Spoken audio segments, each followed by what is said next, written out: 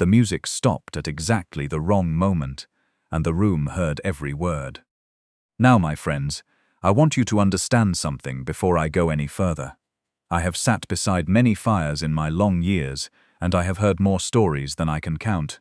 Stories of love made and unmade, of pride that cost fortunes and silence that saved them.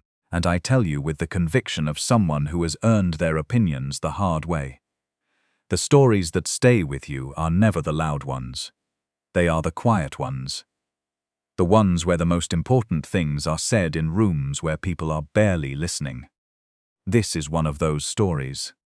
It begins in the autumn of 1820, at Thornmere Abbey, a country house in Somerset that had belonged to the Cavendish family for 200 years and looked exactly like it. The grounds were magnificent, the roof was newly repaired, and the man who had repaired it, Sir Edmund Cavendish, was standing near the window at his mother's autumn gathering, watching the room with the expression of someone who has attended a great many gatherings and formed a complete and ungenerous opinion of most of them. But we are not beginning with Sir Edmund. Not yet. We are beginning with Miss Vivienne Ashby, who was sitting at the pianoforte in the corner of the drawing-room, finishing the last bars of a Mozart sonata, when conversation at the far end of the room grew louder than it had any reason to be. She heard her name. She heard, a moment later, the voice of Lord Whitmore, a large man with a large opinion of himself and a considerably smaller one of anyone whose grandfather had not been born on English soil, saying something to the effect that it was remarkable what a decent education could do for a girl whose father had made his money in trade across the water. The music stopped. The room heard every word. Vivienne set her hands in her lap and looked at the keys. She was 27 years old, the daughter of Thomas Ashby of Boston and London, a man who had built his fortune through 3 decades of patience, good judgment, and a rigorous attention to numbers that most people found exhausting, and Thomas Ashby found simply obvious. She had been reading ledgers since she was 12. She could calculate compound interest faster than most men who claimed to have studied it, and in the 3 weeks she had been at Thornmere Abbey, she had already found 2 errors in the estate's quarry contracts. Errors that had been quietly overcharging the Cavendish accounts for going on 4 years. She knew her worth. She also knew that knowing it, and being able to say so aloud in a Somerset drawing-room in front of 20-some members of county society, were 2 entirely different things. So she sat very still, the way you hold yourself when you are determined not to give anyone the satisfaction of a reaction. Then she heard it. Sir Edmund Cavendish set down his glass. The sound was small, crystal on a side table, barely audible, but it was the kind of small sound a room notices anyway, the kind that changes the quality of the air. Whitmore. His voice was not loud. In the weeks Vivienne had known him, it never was. He spoke the way a man speaks when he is certain what he says is worth hearing, and equally certain that raising his voice would be beneath the occasion. That is enough. I have heard this story told differently depending on who tells it. Some say he used 4 words, some say 3. I leave the counting to those who count. What matters is that the room went still. Lord Whitmore's expression shifted from self-satisfaction to something considerably more careful, and Sir Edmund picked his glass back up and returned to the window, as though he had simply corrected a small error in the conversation and was now finished with the matter. He did not look at Vivienne. She did not look at him. But, beneath her composure and the 3 remaining bars of Mozart she would not finish. That evening she was profoundly and quietly grateful in a way she could not have explained if she had tried. Now, a little history, because a story only makes sense once you know the ground it stands on. Vivienne had not come to Thornmere Abbey for Sir Edmund Cavendish. She had come for his cousin. Lord Charles Merrill, Viscount Langton, was everything a young woman in 1820 was supposed to find compelling. Handsome without effort, charming without much more, with a warmth that made everyone in a room feel, briefly, like the most interesting person he had ever met. Vivienne's father, a discerning man in most respects, had mistaken that warmth for substance. He was not a foolish man, Thomas Ashby. He had simply spent 30 years judging people by what they could do rather than what they were, and Lord Charles, on paper, could do quite a lot. Good family, old title. An estate that, while diminished, was workable. What Thomas Ashby did not know, because Lord Charles had been careful, was that the Langton estate had been considerably more than merely diminished for 4 years, owing to decisions made at the card tables of 3 London clubs, and that Vivienne's father's money was less a desirable match than a rather specific solution to a rather specific problem. Vivienne had not known it either, not at first, but she had noticed, in the way she always noticed things, through attention rather than confrontation, that Lord Charles's regard for her varied with whoever else was in the room, and that his eyes travelled, with an involuntary regularity that spoke of real feeling, toward Miss Penelope Forsyth, the youngest daughter of a neighbouring family, sweet and pretty, and visibly unhappy, watching the man she loved being arranged toward someone else. Vivienne felt for her. She felt for all 3 of them, herself included, caught in an arrangement that served no one's happiness and was working hard to serve no one's practical interests either. So she had gone to the conservatory. It sat at the east end of the house, through a door off the old library that stuck in wet weather, and that most people therefore never opened. It smelled of good damp earth and morning light, and Vivienne had discovered, by her 3rd day, that it stood empty at 8 in the morning, and again after 10 at night. She adopted it accordingly. She was there on the 5th morning, working through the quarry accounts on the iron bench, when the door opened and Sir Edmund Cavendish came in without looking at her.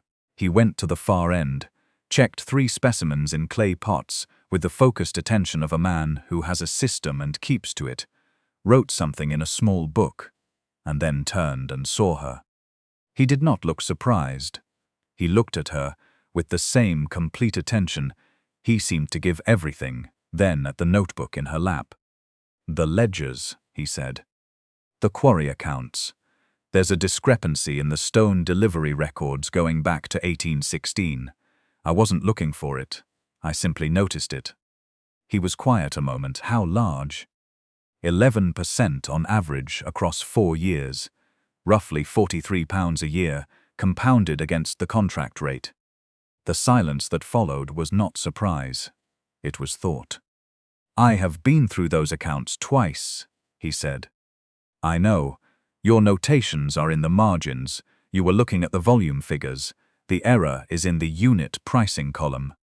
He looked at her a moment longer, then crossed the conservatory and sat at the other end of her bench. Not beside her, but near enough to show the distance was a courtesy, not a wall. He took out his own book and began to write. They stayed 2 hours. She worked the accounts, he worked whatever he worked. Neither spoke. It was, she thought when she finally closed her notebook, the most comfortable 2 hours she had spent in weeks of visiting other people's houses, and she was not entirely sure what to do with that.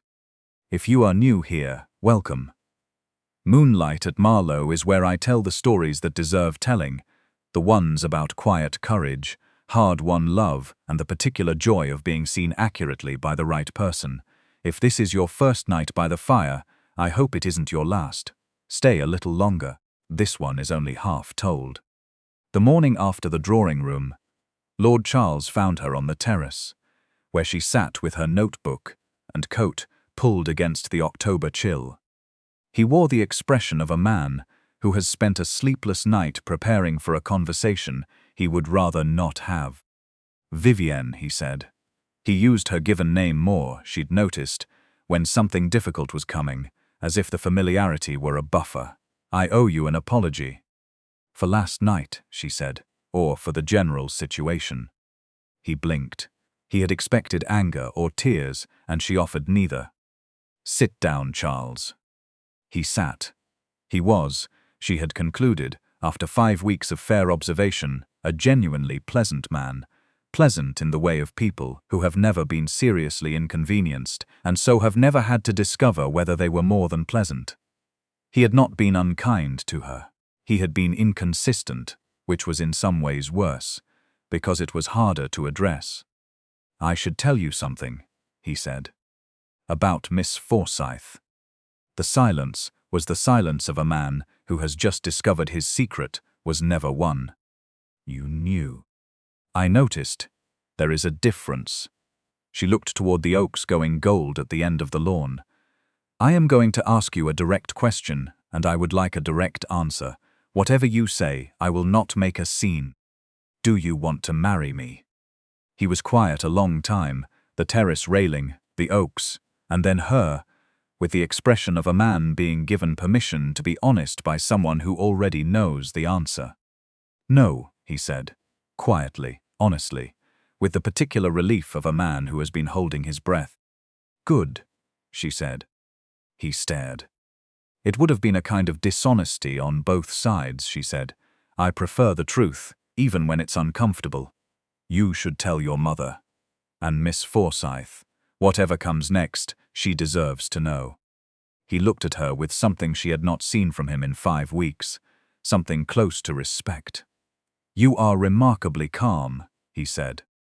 "I have had 3 weeks to understand the situation. You had 1 night." He left. She sat alone with the oaks and thought about what it meant that the arrangement was dissolving.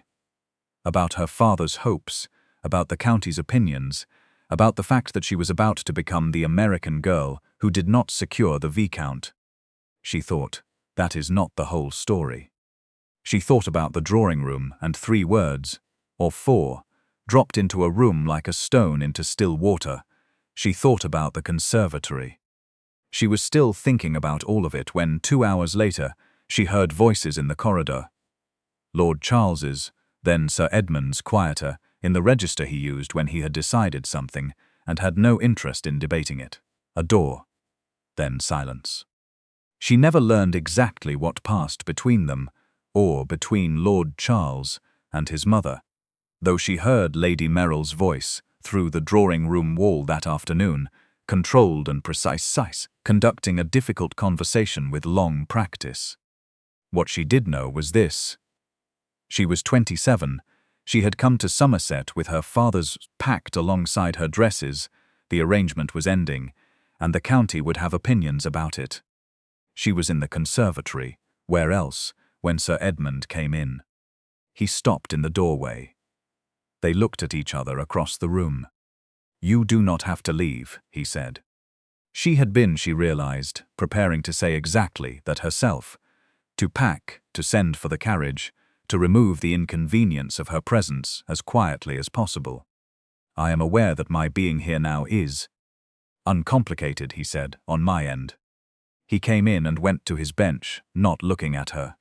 "The quarry contract," he said. "I went back to the unit pricing column. And you were correct, all of it." A pause. "I don't know how you found it in 3 weeks." "I looked," she said. "Yes," he said, turning to her now. "That is the thing about you." They stayed 2 hours again. She read. He worked. The October afternoon went gold and then grey outside, and inside the conservatory stayed warm and still.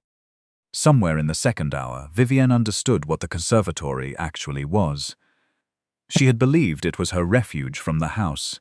It had always been his. He had been there that first morning and most mornings since. She simply hadn't known it. When the small clock struck 5, they looked up at the same moment. "I should go and dress," she said. "Yes." She rose, gathered her notebook, and stopped at the door, because there was something she meant to say. "Sir Edmund, last night, what you said to Lord Whitmore, I want you to know I understood it, and that I am grateful. Not only because it was kind, though it was, because it was true, and you said it without making it a performance." He looked at her steadily. His eyes were not the grey she had first thought, but a deep brown, the kind that holds water well and grows things. Ordinary at first, deeper the longer you looked. "That is the only kind of thing worth saying," he said. She nodded, went to the door and stopped once more, because she had decided to be entirely honest, and had never learned to do it by halves. "The West Field drainage," she said. "The contractor's figures in the 1818 report don't match what the tenant records suggest about the water table. I think there may be an error in the original survey. I don't know if that's useful, but I thought you should have it." Behind her, she heard him set down his pen. She did not look back, she went. Her father arrived on a Wednesday in his travelling coat, with the expression of a man who has received a letter, made a 2-day journey, and has not yet decided what he will find, but is very certain what he intends to do about it. He embraced Vivienne in the entrance hall the way he always had, the full, uncomplicated warmth of a man simply glad to see his daughter. She held on longer than usual. "Tell me," he said. She told him everything: Lord Charles and Miss Forsyth, the drawing-room, the terrace, the conservatory. When she reached the second conservatory afternoon, she found herself starting and stopping. "There is a man," she said finally, "who spoke on my behalf when he had no obligation to, who has never once made me feel my presence in his conservatory was an intrusion, who heard about the quarry error and said only you were correct, as if it had never occurred to him that I might not be." Her father listened, with the stillness she had grown up with. "Before you speak to Lady Merrill," she said, "Sir Edmund has asked to speak with you." "The baronet," he said, "not the Viscount." "No, not the Viscount." Thomas Ashby looked at his daughter for a long moment. The look of a man who has not quite predicted what he's just been told, and finds the surprise entirely satisfactory. "All right," he said, "I'll hear it from him." She did not hear what passed between them. She was in the conservatory with a volume of botanical survey records from the library, his handwriting in the margins. She recognized it now. Reading, without entirely reading, while the fire in the small iron stove crackled and the October evening came early at the windows. She thought about what it meant to have been brought to a house for one reason, and to have found, in the space where that reason dissolved, something she had never known to look for. The door opened at 5:30. Sir Edmund did not go to his bench. He crossed to the centre of the room, closer than their usual distance, and stood with his hands behind his back. "Your father asked me 5 questions, he said. All of them excellent." He would. "The first was whether my intentions were honourable. The second was whether I understood that a match like this would produce considerable talk, and whether I had considered how that would affect her." A pause on the word her, not the arrangement. Her. Vivienne went very still. "The third was whether I was the kind of man who would be present. Not merely adequate, present.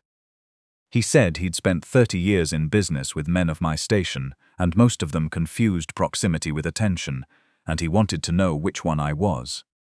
"What did you say?" "That I had not missed a morning in this conservatory in longer than I can easily account for, and that since the 5th of October I had spent roughly half of those mornings considerably more aware of the person on the other bench than of the specimens I'd come to check.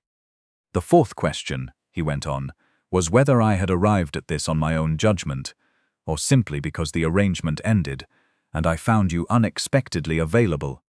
And I told him I understood something on the morning of the 3rd of October.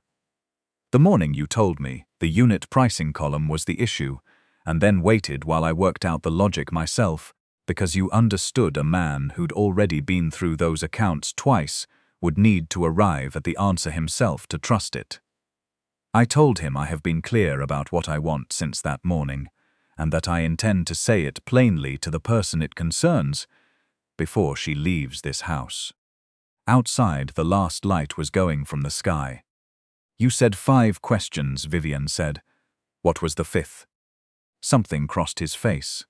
Not quite a smile, but the look of a man about to do a thing he has thought through carefully, and is certain is right. "Whether I loved you," he said, "not admired, not found suitable.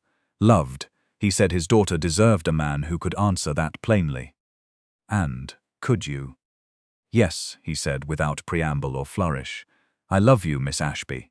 I have watched a woman argue with margin notes, find errors I missed, sit 2 hours in a room without once needing the silence to mean anything but itself, and receive Lord Whitmore's remark by giving it exactly the response it merited, none at all. I am asking as directly as I know how whether you would consider being here, not as a guest, not as an arrangement, as my wife." Vivienne looked at the survey in her lap, at the fire, at him, waiting now with the patience of a man who says things once and does not repeat them. "I have conditions," she said. Something in his expression shifted. The look, she would come to know, that he reserved for moments of complete approval. "I expected nothing less. The quarry contract. We engage an independent surveyor to audit the pricing back to 1816 and recover the overcharges in full." "Agreed. The Westfield drainage gets an independent review. I want the original survey data before any remediation decisions. I'll request it this week." "And I want to be told things," she said. "You say them once, and some people miss them.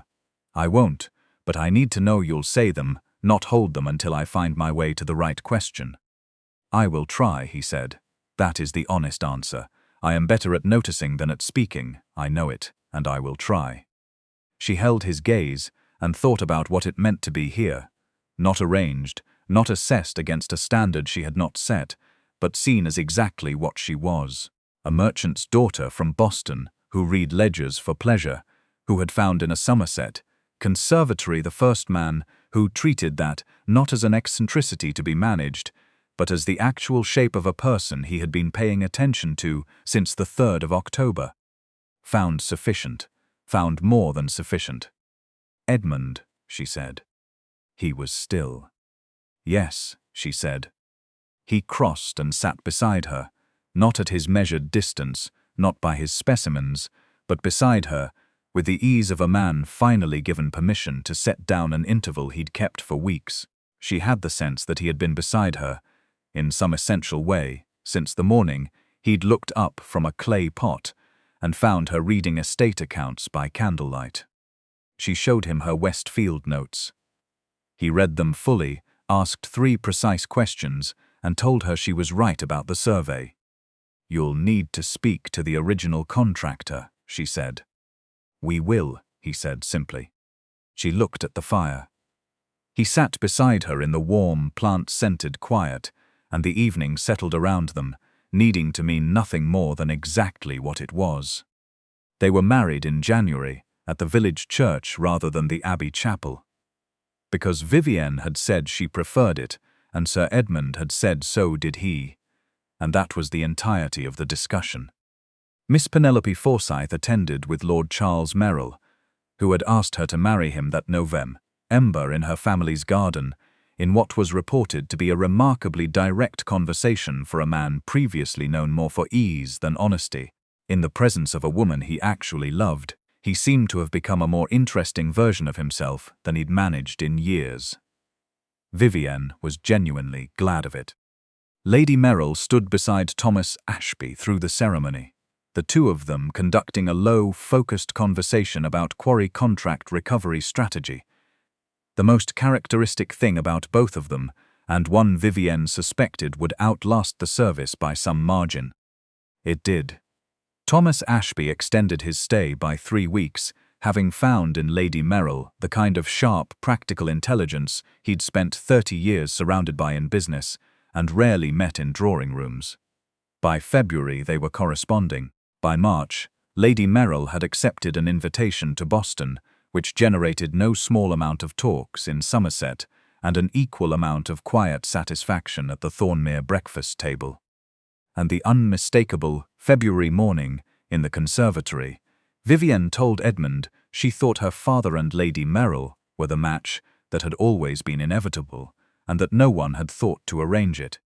"Your father is an extraordinary man," Edmund said. "He told me he was sorry the arrangement with Charles had gone wrong. I told him it had gone exactly right, only not in the direction anyone planned." She looked at him. He laughed. said that was the best description of most good things in his experience. Edmund was quiet in the way he always was.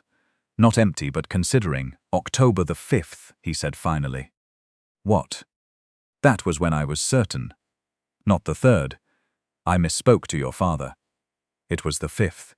You were in the conservatory in the rain, with a candle because the morning light was insufficient, the survey propped against the window ledge because the binding was too stiff to lie flat. You'd been there 2 hours before I came in, and you didn't look up. Not from rudeness. From concentration.